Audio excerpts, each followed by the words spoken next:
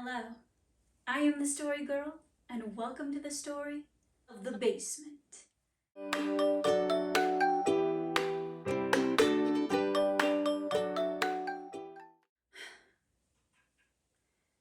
There was no doubt about it. Caroline was lost. She had been driving her car down the highway for several hours looking for her exit, but she hadn't been able to find the right sign, and so she had turned off at the best place she knew, but she didn't know where she was, and she didn't know anybody in this town.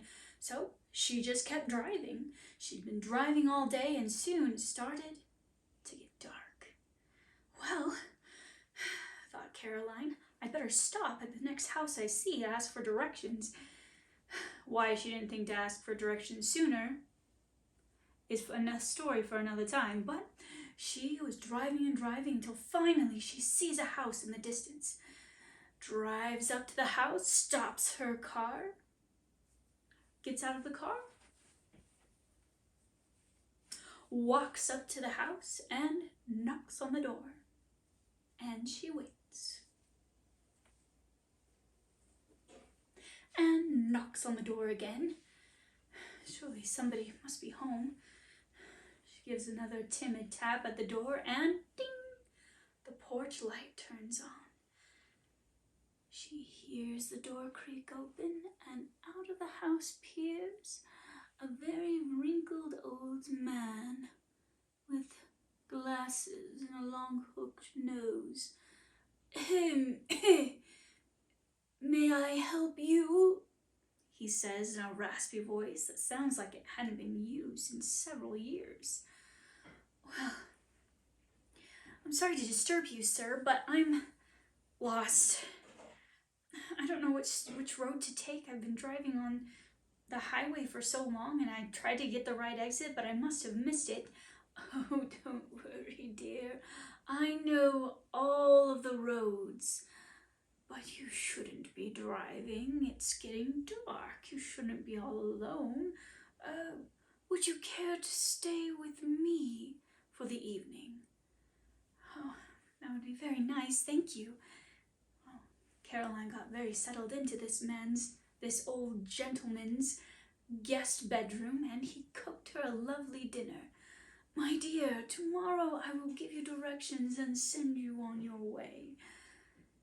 But for tonight, since you'll be staying in the house, I do have one very important rule.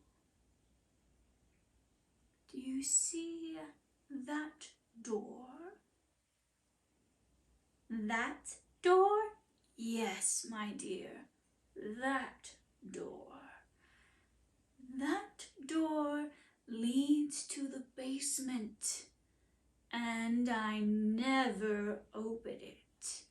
You must be sure that you also never open it. Do you promise? Yes, sir, I promise. Good girl, I'll see you in the morning. And the old man tottered off to his own bedroom. Well, Caroline was many things. Not very good at reading a map, excellent car driver, and insatiably curious. When the old man had told her about the basement door, she thought she would be able to leave it alone, just go to bed, and so she went off to her room, sat down on the bed. I wonder what's downstairs in the basement. Why does he never open it? Maybe he does open it, he just doesn't want me to open it. Is there a secret down there? I want to go see. No, he told me not to. I should stay in here. He's been very kind. He cooked a very nice dinner. He's going to give me directions. All I have to do is sleep through the night. And she lay down. What could possibly be in the basement? It could be stolen treasure.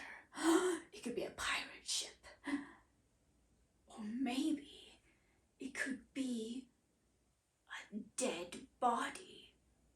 No, look. she heard what sounded like a faraway tapping sound, like some very hard shoes climbing up a set of stairs. That's coming from the basement. There's someone down there. I have to go see. No. She held herself very still.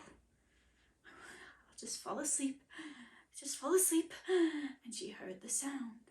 Tap, tap, tap, tap, tap. It's something alive. It could be dangerous. I have to go see. So she jumped off of the bed and walked as quietly as she could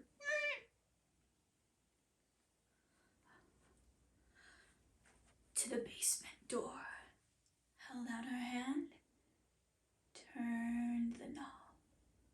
She opened the door and saw a rickety old flight of stairs leading down, down, down into the basement.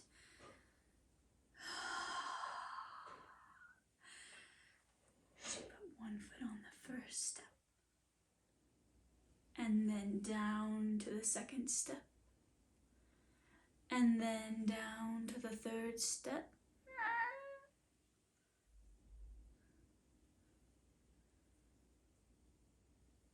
And down to the fourth step. She had gotten all the way to the fifth step when she heard the clacking sound of very hard feet, and rumbling up the stairs, she saw before her the ugliest face she had ever seen, all covered in purple fur. It was a monster! She turned and bolted back up the steps, ran out of the house and to her car. Well, she looked over her shoulder as she was running and saw that she was being pursued by the purple monster with long claws and large yellow googly eyes. She ran as fast as she could, going to open her door, and realized she had left her keys in her room. I have to get away. from the monster. The monster ran right up to her. Breathing heavily, he held up his hand and tapped her on the forehead. "You're it," said the monster, and ran off into the darkness. The end. I am the Story Girl, and I do not open forbidden doors. There are going to be quite a few stories in the next few weeks about people who blatantly disobeyed specific instructions they were given, and their life was a lot harder because of it. In this story, the person opened the door, and in the basement there was a monster. But turns out, the monster only wanted to play tag. If you've heard a version of this story before, but you're like, "Story Girl, that's not quite right." Of course it wasn't. I always tell stories differently every single time. If you want to tell a version of the story to someone, you want to change it up a little bit, like change how the monster looks, or change who the house belongs to, go ahead and do it. We enter the world of stories to create our own world of stories. If you enjoy coming into my world today, I would be happy to have you like and subscribe to this channel, as well as to follow me on Facebook and Instagram. Remember, the Story Girl, that is story with an I. Thank you for joining the story today. Bye.